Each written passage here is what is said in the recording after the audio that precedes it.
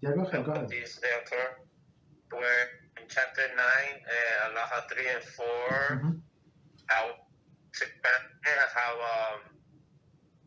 where it says, like, I'm gonna give an example, like it says where Elijah was able to like change an Allah in a way, like he was able to offer sacrifices in Har HaCarmel, but then the Torah says that we're not allowed to offer sacrifices outside of Yerushalayim. Yes. So it says that if the prophets were to command something like outside of Allah, I hope you understand the question. Yes, it's a classic question. Allah, we should listen to him.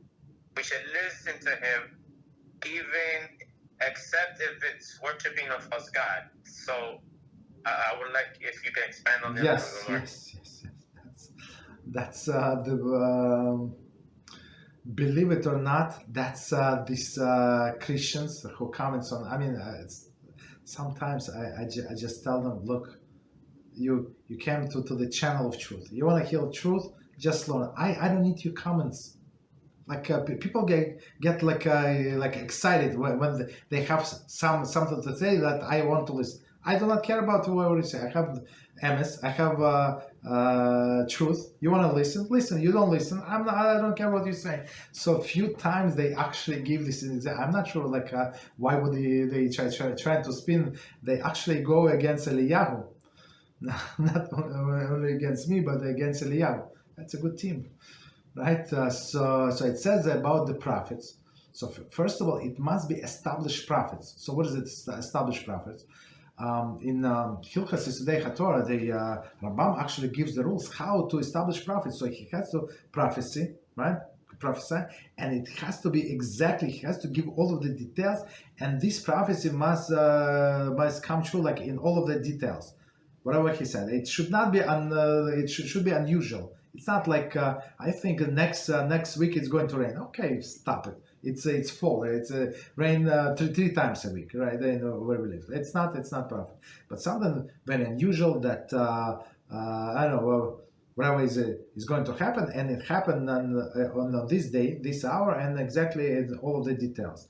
So and when people see that he's true prophet of HaShem, so he's been established as a true prophet, and they obligated to listen to him. And we have actually in the Kings 2. Kings 1, a story.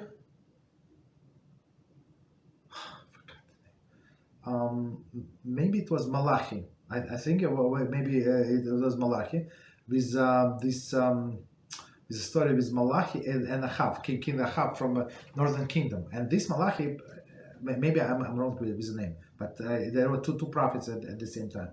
So he was trying to prepare to rebuke the king, right?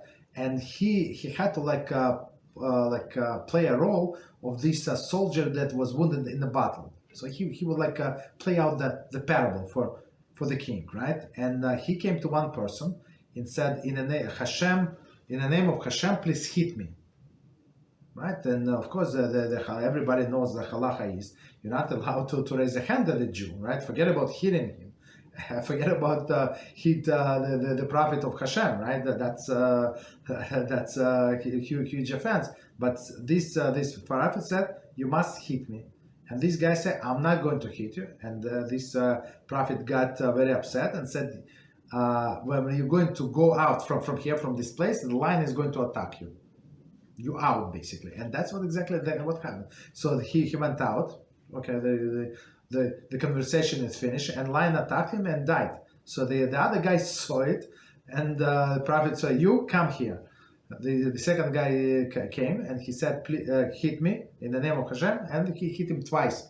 Just broke his face, exactly, even maybe more than he was asked. Why? Because the prophet said. So when somebody is established prophet, we must obey him whatever he says.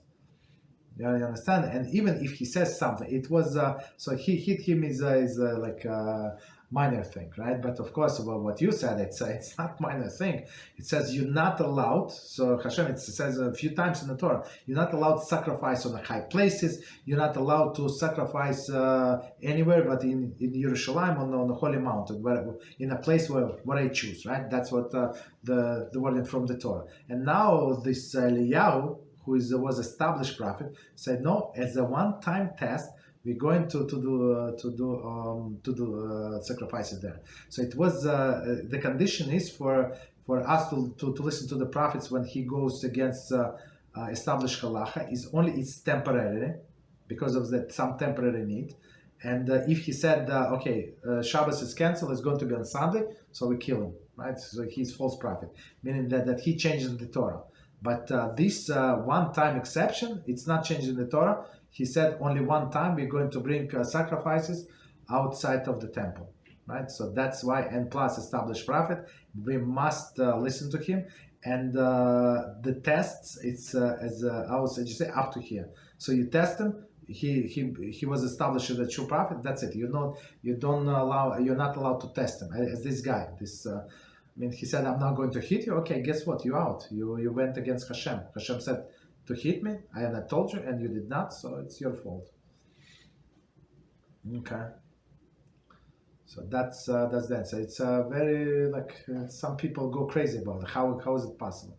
Okay, right. So we just explained how it was possible.